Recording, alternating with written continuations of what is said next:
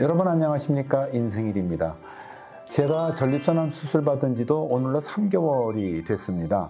입원과 수술 그리고 퇴원까지 영상을 올렸더니 많은 분들께서 관심을 가져주시고 또 문의해 주신 분도 계세요. 저부터도 요실금에 대해서는 상당한 궁금증을 가지고 있었는데 때마침 우리나라에서 처음으로 남성 골반 기저근 운동이라는 물리치료를 가지고 효과를 볼 수 있다는 분을 만나게 되었습니다. 정무진 원장님을 찾아뵙습니다. 안녕하셨어요? 안녕하세요.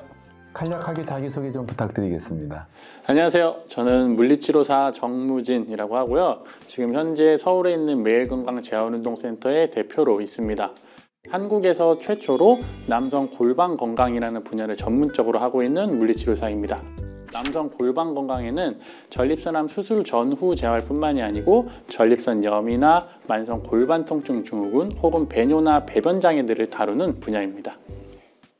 전립선암 절제 수술을 하면은 정말 원치 않는 그런 불청객이 찾아오더라고요. 요실금이 찾아오는데 그 원인이 뭘까요?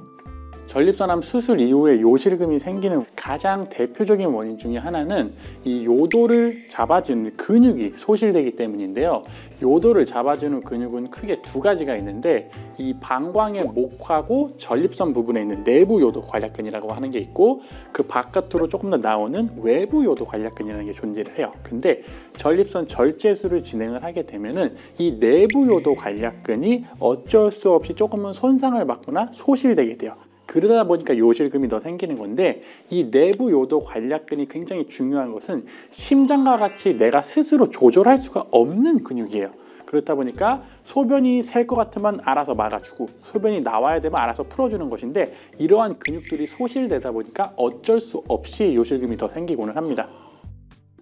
네, 절제 수술을 받으면 당연히 요실금이 온다고 생각을 해요. 근데 혹시 방사선 치료를 받아도 요실금이 오나요? 방사선 치료의 경우에도 충분히 요실금이 올 수가 있고요. 대신에 전립선 절제술에 비하면 요실금이나 다른 부작용에 대한 이런 확률은 적지만 방사선 치료나 호르몬 치료 역시도 요실금이나 혹은 변실금 그런 여러 가지 부작용들이 같이 존재는 할 수 있습니다. 수술 받은 친구들을 보면은 개인에 따라서 요실금의 정도가 다르더라고요. 그 요실금이 어느 정도인지 수위를 구분하는 방법이 있을까요? 우선은 요실금이 심하다 적다의 기준을 잡기는 어려운데요. 이 요실금의 양이 어느 정도 되는지는 정량적으로 측정을 할 수 있는 방법이 하나가 있어요. 요실금이 생기면은 이 기저귀나 패드 같은 거를 착용을 하잖아요. 근데 이 패드의 무게를 재는 게 내 요실금이 어느 정도다 라는 것을 정량적으로 측정은 가능은 합니다. 전부 메모를 좀 했다가 본인의 자료로 삼을 수도 있겠네요. 매일같이 다 체크를 하시고 일주일의 평균이 어느 정도였는지 한 달의 평균이 어느 정도인지를 계산을 하시면은 재활이나 이런 거를 통해서 아 내가 점점 좋아지고 있구나를 또 확인할 수 있고 자신감을 얻기도 됩니다. 그렇겠네요. 회복에 이르는 기간이 좀 궁금할 거예요. 환자마다 다르긴 하겠지만 어느 정도로 생각을 해야 될까요? 대부분은 제대로 된 재활이나 이런 것들을 거쳤을 때는 일반적으로는 3개월 정도에서 효과를 많이 본다라고 이야기를 하고 꾸준히 계속 재활들이 진행이 되어야 조금 더 좋은 효과들을 발휘할 수가 있고요. 그리고 1년 정도를 이러한 재활들을 잘 받았음에도 불구하고 요실금의 양이 여전히 하루에 300ml 이상이면 그때는 여러 가지 다른 수술적인 요법을 고려하기도 합니다. 수술을 하고 나면 회복에 도움이 되기 위한 영상들을 보고 또 전문의 얘기도 듣고 그러지 않습니까? 그런데 의사나 전문가 의견이 서로 다른 영상들이 있어요. 그러다 보니까 이제 잘못된 정보를 시행하는 경우가 있는데 혹시 전립선암 수술 후에 그 회복과 관련된 그런 잘못된 상식들을 우리가 어떻게 알 수 있을까요?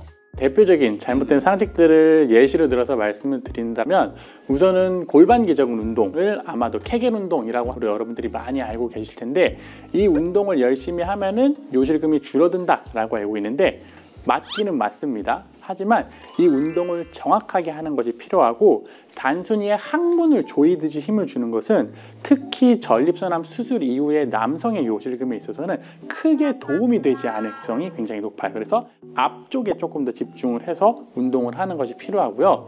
그리고 또 하나 잘못된 상식은 소변을 보실 때 뭐 끊어서 보면 좋다.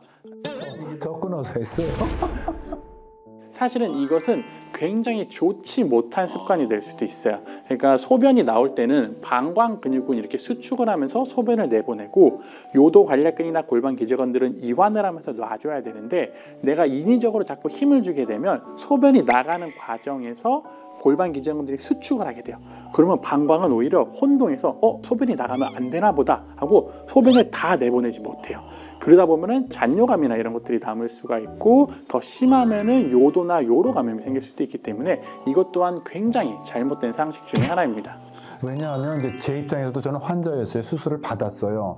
그런데 항문에 힘주는 운동을 하라고 하다 보니까 소변을 볼 때 처음에는 수술 받고 나니까 소변이 안 끊기더라고요. 그렇죠. 그러다 보니까 끊기는 게 나한테 좋은 현상일 줄 알고 자꾸 끊게 되더라고요. 근데 그게 좋지를 않네요. 네, 전혀 좋지는 않고 이것은 내가 근육을 잘 쓰고 있는지 인지하는 용도로 일주일에 한 번 정도만 해보시는 게 좋지 계속해서 소변을 보실 때마다 끊어서 보시는 거는 오히려 좋지 않으세요.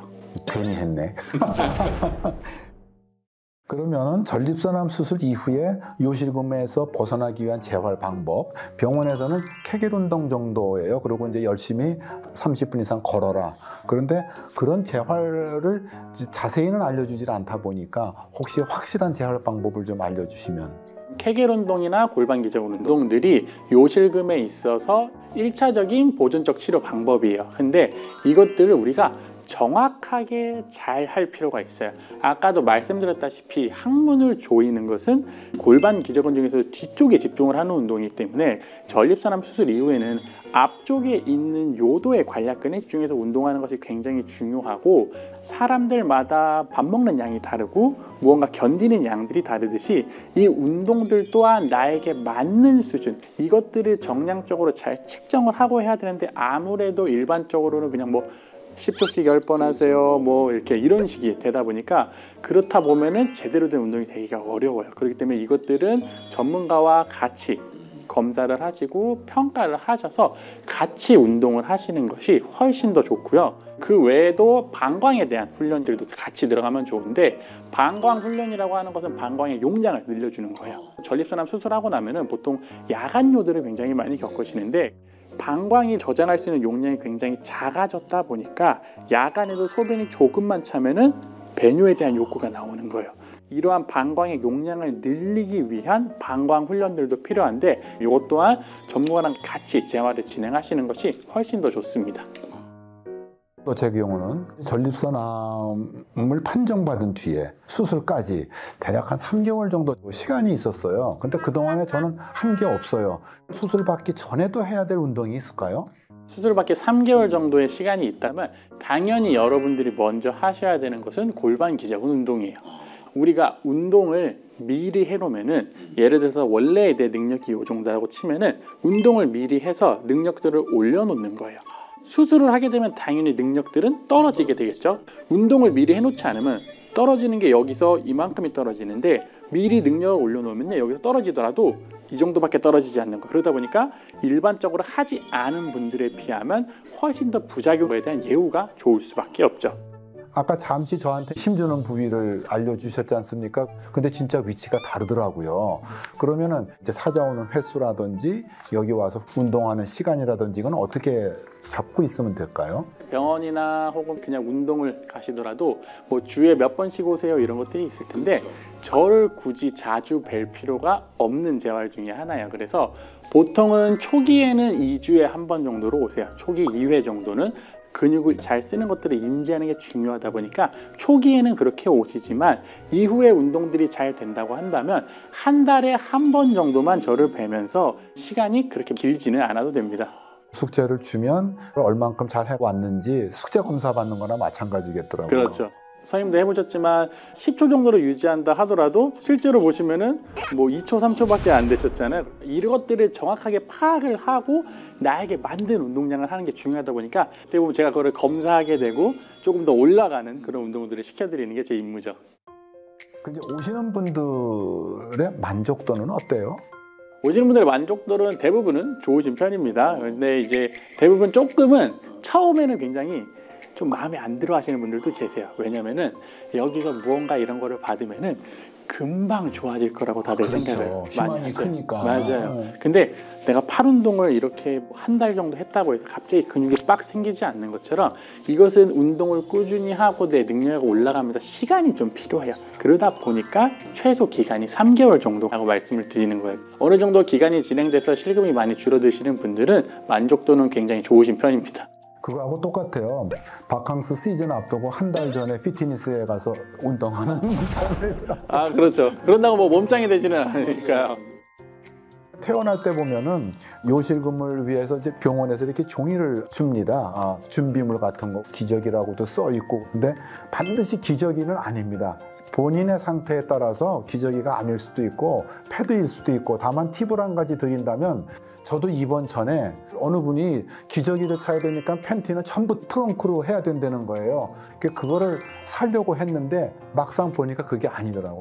타이트한 삼각 팬티나 드로우스 팬티가 오히려 패드로 바꿨을 때는 그게 필요하더라고요. 요즘에는 세상이 굉장히 좋아져서요. 남성의 성기에 이렇게 착용을 하는 형식의 패드도 있어요. 그런 제품들도 굉장히 편하게 잘 나와 있습니다. 매일건강 재활운동센터의 정무진 원장님과 첫 번째 시간은 요실금의 주제를 마쳤습니다. 다음 시간에는 전립선암 수술 후의 발기부전에 대해서 주제를 가지고 여러분 다시 만나 뵙도록 하겠습니다. 감사합니다. 다음 시간에 뵙겠습니다. 네, 감사합니다.